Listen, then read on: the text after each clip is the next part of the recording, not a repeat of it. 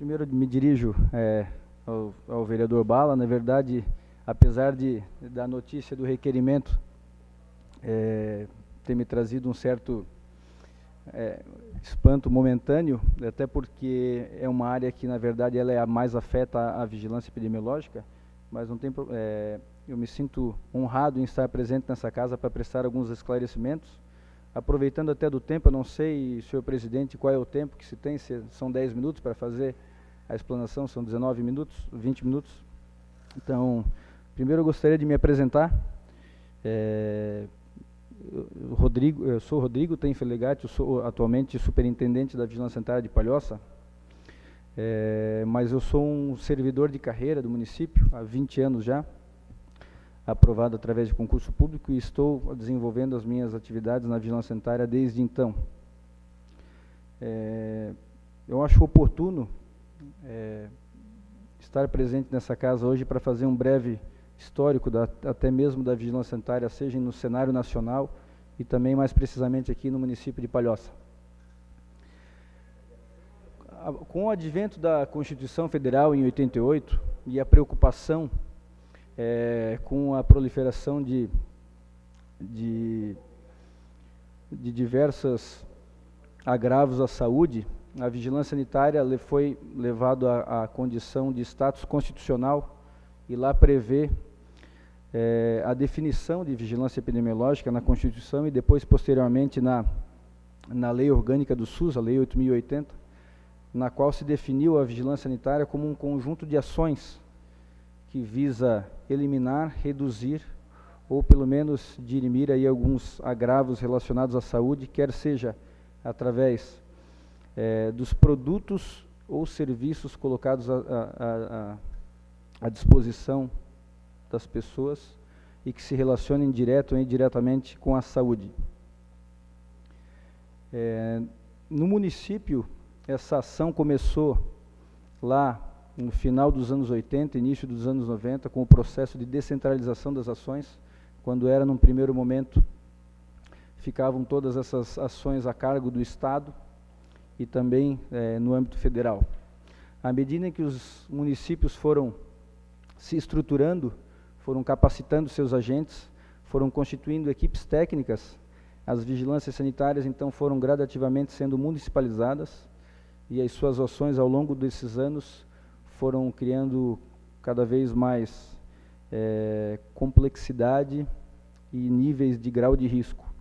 Hoje a vigilância sanitária atua de acordo com o risco sanitário. Em Palhoça, quando lá no início dos anos 90 houve o primeiro concurso público para efetivar a carreira do fiscal e de vigilância sanitária, nós havíamos uma realidade muito diferente da que nós vivemos hoje. Palhoça, naquele momento, até então, era tida como uma cidade dormitório, pouquíssimas indústrias ou a atividade econômica também era bem reduzida, e as ações eram de menor intensidade, de menor complexidade. Palhoça tem experimentado, como todos sabem, um crescimento vertiginoso, junto com isso, o processo de industrialização, um crescimento populacional, e junto com esse crescimento populacional, também maiores e mais complexas ações que requerem os cuidados da vigilância sanitária. Então, todas essas mudanças, quer seja no perfil até mesmo da nossa própria população, fizeram com que mais ações fossem necessárias, e hoje nós temos um rol muito complexo. Só que ainda paira no senso comum, o vereador Luciano sabe muito bem disso, porque acompanhou nessa história, faz parte da nossa história, como um grande incentivador, assim como toda essa casa, ao longo do tempo, sempre foi incentivadora do nosso trabalho. Passou por diversos períodos distintos, e num primeiro momento, e ainda paira no senso comum, que a vigilância sanitária é um órgão que fiscaliza ou alguma coisa relacionada à alimentação, quando na verdade realmente é uma das suas áreas de atuação, como também relativas a saneamento básico. Mas hoje, vereador Bala, a vigilância sanitária, ela é tão necessária e assim o seu campo de atuação ela é tão vasta, que desde o pãozinho que a gente compra na padaria, passando pelo posto de gasolina, à farmácia, ao controle dos medicamentos, até mesmo lá dentro de uma UTI hospitalar, todos os procedimentos, até mesmo os equipamentos que são introduzidos no corpo humano, como aquele stent que vai no coração. Então, assim, de toda essa complexidade passa pelo crivo, pelo olhar da vigilância sanitária. Então, isso faz com que a administração exija de nós cada vez mais um controle e uma visão diferenciada em relação a todas essas ações que nós realizamos. Em relativo à indagação do vereador em relação a uma preocupação crescente na população, e principalmente pela sua sazonalidade, principalmente em períodos de maior chuva, e agora no inverno, até mesmo por uma questão climática, surgem algumas pragas urbanas, né? E o caramujo africano é uma delas. Até um breve relato sobre o caramujo africano. Ele foi introduzido no Brasil em meados dos anos 80 como uma iguaria. Muitos entendiam que se tratava do escargot, algo utilizado na culinária francesa. Só que essa introdução foi por deveras equivocada. Na verdade, trata-se de um animal exótico que não possui sequer predador natural. Ele tem uma resistência muito grande às questões climáticas. Então, fez com que todo esse conjunto de situações fez com que, não só aqui no município, como no estado de Santa Catarina, mas em toda a região litorânea do nosso país, houvesse uma proliferação dessa praga que, sazonalmente, ela, até mesmo em decorrência dessa característica dele de se preservar, mesmo sem predador e as intempéries,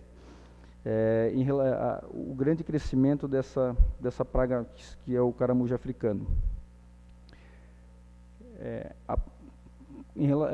Com isso, traz certa preocupação na população, e no município de Palhoça não é diferente, porque até mesmo na televisão, nos veículos de comunicação, ouve-se muito a relação do risco de doenças e de agravos do caramujo africano com a saúde.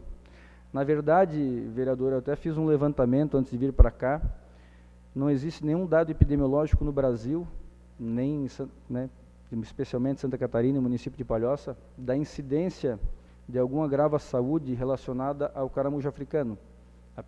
Na verdade, é uma praga que assola muito mais as plantações, e por ele não ter esse predador natural e por ele ter essa característica, faz com que ele se prolifere muito, principalmente nesses períodos. E em 2005, quando foi o auge do surgimento do caramujo africano, o Ministério do Meio Ambiente editou uma normativa, eu até tenho ela aqui, eu posso colocar à disposição dos senhores dessa casa, até mesmo para esclarecer a população, repassando alguns cuidados de o que deveria ser tomado, tanto do ponto de vista do poder público, como da sociedade e da comunidade em geral. Não existe nenhuma ação de campo, vereador, que seja necessária, porque não existe esse dado epidemiológico por parte dos órgãos oficiais de algum agravo à saúde do caramujo africano. As ações, elas são em todo o território nacional, de acordo com as diretrizes já estabelecidas por essa normativa do Ministério do Meio Ambiente. Inclusive, também temos um informe técnico para o controle do caramujo africano aqui pela Divisão de Vigilância Epidemiológica do Estado de Santa Catarina. As nossas ações fundam-se basicamente na orientação da população, a forma de de catação desse molusco, a forma que a população tem para se preservar e a forma de extinguir essa praga.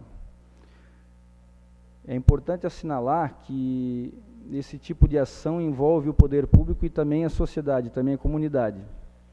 Por quê? Porque as condições que são propícias para esse molusco dizem respeito à manutenção principalmente de terrenos baldios, a presença de mato alto, de lixo, de entulhos de construção, enfim, esses são as situações que propiciam a proliferação dessa praga. Então, as ações são no sentido de orientar a população a manter sempre os seus terrenos devidamente limpos, conservados, e o poder público pode agir também quando houver algum tipo de resistência por parte dos proprietários. Inclusive, se não me falha a memória, essa casa já aprovou até uma lei que estabelece que o poder público, que a administração pode fazer a limpeza compulsória e depois cobrar isso no IPTU. Mas, em relação a alguns cuidados, até mesmo no manuseio desse molusco, eles são, como eu falei anteriormente, existe uma cartilha, existe um informe que está à disposição da população na vigilância epidemiológica, na figura lá do Leonardo, que é o responsável. Ele não pôde se fazer presente, até porque o pedido foi para que eu comparecesse, mas a gente trabalha em parceria, vigilância epidemiológica e vigilância sanitária trabalham em conjunto, e existe toda uma explicação ali para a população, para a forma como deve se proceder a limpeza sempre que, e a catação e como proceder quando houver a incidência desse molusco, vereador. Alguns cuidados básicos que são importantes assinalar é que a própria concha do molusco, quando for fazer a extinção dos mesmos, ela deve ser de uma forma que não venha a contaminar ainda mais o solo. Deve ser manuseado com proteção às mãos, para que não haja nenhum risco de contágio. E depois de quebrado e incinerado as cascas do molusco, é importante que sejam também enterrados, mas que não seja colocado nenhuma solução como sal, ou alguma solução química, hipoclorito, ou água sanitária, porque isso pode vir a contaminar o solo e daí isso faz com que tenha prejuízo também do ponto de vista ambiental.